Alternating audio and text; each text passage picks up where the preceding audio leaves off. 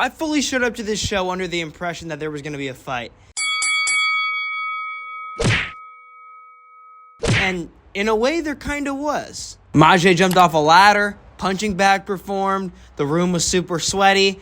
The environment kind of resembled a boxing ring.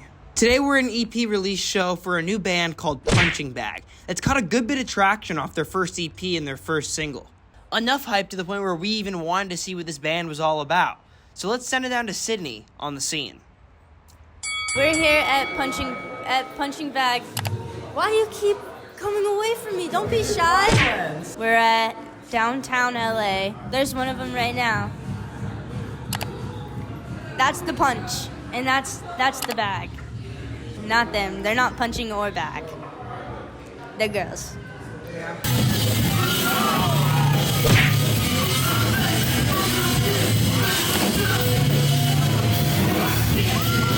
Upstairs.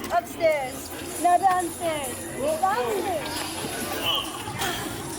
And that's how you do it. Almost everybody we talked to at this show was either a friend, a fan, or a mutual of Punching Bag. I don't know what it is, but it seems like they've managed to curate a pretty strong community in the early days of their artist project. And even outside of that, it kind of just felt like the general vibe of the audience this night was that everybody was really excited to be there. Despite Punching Bag being a pretty new band, it seems like they've somehow managed to curate a community of people around them that already believes in them a lot. There's a lot of reasons to like this band, but I feel like when they give you a free EP release show with cheap alcohol and good acts, it's a lot easier to like them as not just musicians, but as promoters as well, and just community organizers even.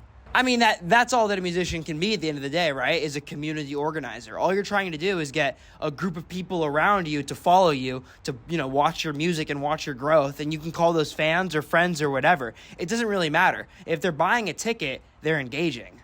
It feels like Punching Bag got a lot of things right with the rollout of their project and also just this show in general. First off, the band has a very specific and incredibly strong visual aesthetic. And then, of course, the music is there to match, because if you don't have those two things, nothing else is possible. Nothing else matters at that point. And then another thing they definitely got right is just that level of community building, or at least it seemed that way from going to this show. I mean, like, in the early days, if you're not building fans, you have to build friends. But if you build a lot of friends, you can kind of skip that early level of fandom and go to this place where you're, trying to curate an elevated image that people are buying into. The early day fans can literally just be your friends. I don't think enough people talk about this, but it's really important to establish where your movement starts, right? I think often it's really difficult to start it on the internet. So if you're a band like Punching Bag that has all kinds of friends and, artists in the space from whatever they've done in the past, it becomes a lot easier to get all those friends in one place at a free show with cheap alcohol on a Saturday night. That's a far more productive situation than posting like 25 TikToks that nobody's going to watch. I mean, like, the Punching Bag social medias aren't really anything.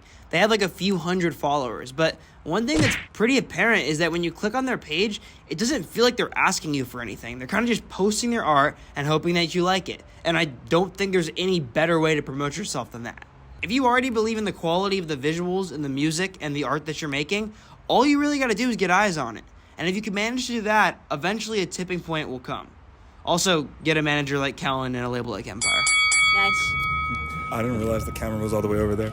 I do photography, I do modeling, a little bit of creative direction, and maybe like writing and shit. I don't know. I do things, but That's what the artist industry is. You do a little bit of everything. Definitely multi-hyphenate is necessary, especially for the pockets. Was there another part to that question? Was it just what we do? I don't know. Like, it was just, what do you do? Yeah, that. Yeah. And my name is Sid. Nice to meet you, Sid. SYD. Oh, word. Nice. Not SID. Don't do SID. No. And now you're